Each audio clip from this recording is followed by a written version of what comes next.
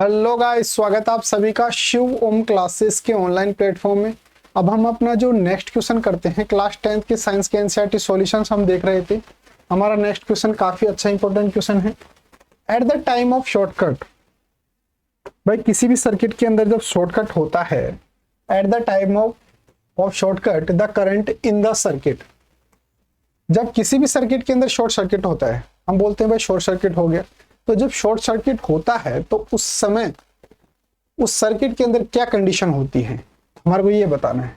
Reduces substantially, does not change, increase heavily, very continuously, increases heavily.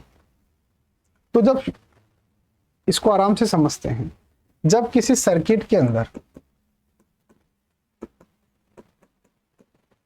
Short circuit होता है तो हमारे को यह बताना है कि उस कंडीशन के अंदर जो इलेक्ट्रिक करंट होता है, उस इलेक्ट्रिक करंट पर जो है वो क्या इंपैक्ट पड़ता है, क्या इंपैक्ट जो है वो पड़ता है। ये हमारे को क्वेश्चन के अंदर पूछा हुआ है कि भाई इंक्रीज होता है, डिक्रीज होता है, इस तरीके से क्या कंडीशन होती है, ये हमारे को जो है वो अच्छे से इसके अंदर बताना है। तो मैं आपको शॉर्टकट के बारे में बताऊं उससे पहले मैंने आपको एक ओम का नियम बताया था। वो क्या बताया था सर? वेरी इंपॉर्टेंट राम, यानी कि V is equal to I R. ये आपको याद रखने का तरीका मैंने आपको बताया था। यहां से अगर मैं करंट का फॉर्मूला निकालना चाहूं तो क्या आएगा? I is equal to V upon are.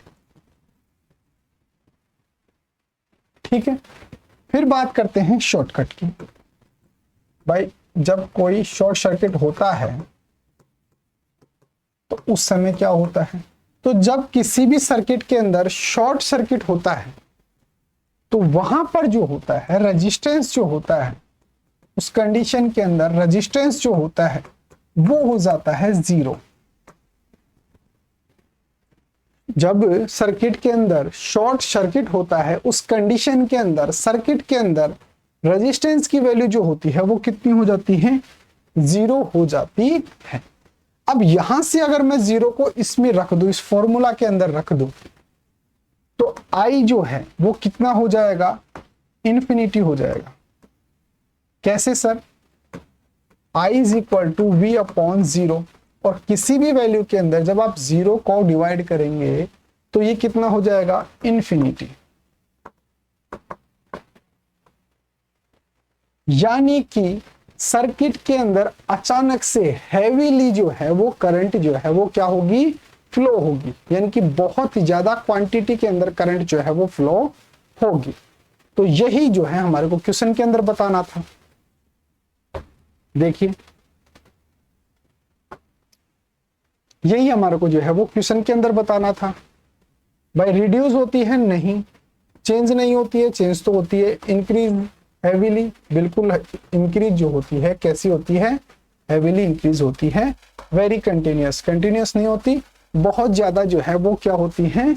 Increase हो जाती है। यानी कि ऑप्शन सी जो है वो बिल्कुल करेक्ट आंसर इस क्वेश्चन के अंदर हो जाएगा। एक्सप्लेनेशन अगर आप देखना चाहो तो यहां देख सकते हो। देखिए, at the time of short circuit the current in the circuit increased heavily, यानी कि सर्किट के अंदर जो करंट होता है वो बहुत ज्यादा जो है वो क्या हो जाता है? इंक्रीज हो जाता है। Current in the circuit I having resistance R and applied voltage V is given by Ohm's law. Ohm's law के अकॉर्डिंग अगर हम I इज इक्वल टू क्या लिखें? V अपॉन आर लिखें। In case of short circuit value of resistance R is equal to zero. जब किसी भी circuit के अंदर शॉर्ट सर्किट होता है तो वहां पर जो रेजिस्टेंस की वैल्यू होती है वो कितनी हो जाती है? जीरो हो जाती है। अब ये जीरो वैल्यू मैं यहां पे रखूं, हेंस द करंट इंक्रीजेस। अगर मैं यहां पर जीरो रखूं तो आई जो है वो कितना हो जाएगा? इन्फिनिटी हो जाएगा, या फिर बिल्कुल बहुत ज्यादा हो जाएगा। इतना ज्यादा हो जाएगा कि आप सोच भी नहीं सकते, यानी कि हैवीली इंक्रीज होता है। तो इस तरीके से ऑप्शन सी जो है वो बिल्कुल करेक्ट आंसर हो जाएगा कि हैवीली इंक्रीज होता है सर्किट के अंदर करंट।